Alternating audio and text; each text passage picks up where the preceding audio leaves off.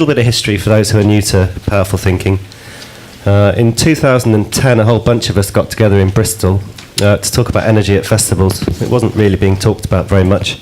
The culture, as we know, for a couple of decades has been, well, we need power, ring someone up, they'll bring some generators, you sort of plug in and it happens, and that's kind of where the festival industry was at. And so we thought we want, as I've also got another hat, which is Shambala Festival. We really wanted to be sustainably powered, and we were struggling to find solutions in the marketplace. So we got a bunch of people together with Julie's Bicycle, Claire from a Greener Festival, a whole few people in this room actually were there that day, and we talked about power, and we wondered whether many people wanted to talk about power in the first place. And it turns out about 50 people in the industry did. And we didn't expect that we would share the same problems and share the same aspirations, but we did. There were a whole bunch of festivals and actually power providers were interested in kind of moving towards new solutions and exploring what we could do.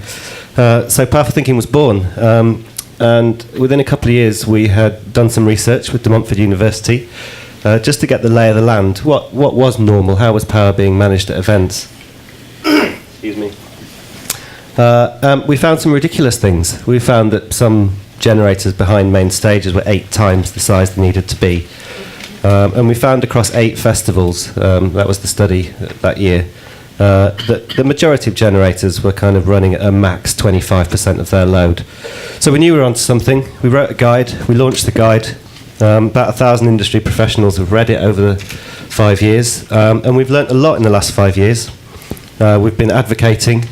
Some of you may have seen me talking about energy before. Some of you have had enough of talking about energy, I'm sure. But yeah, we've learned a lot in the last 5 years about what organises, how people want to access information, what's possible. New technology has entered the market, hybrids, LED festoon. So a huge amount has changed since the first edition of the guide in 2012. And today is the launch of Smart Energy for Festivals and Events. It's about 30 pages of gold.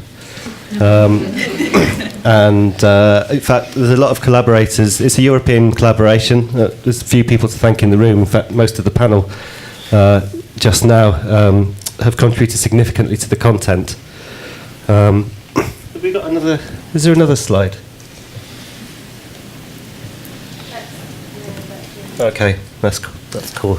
I had a bunch of logos.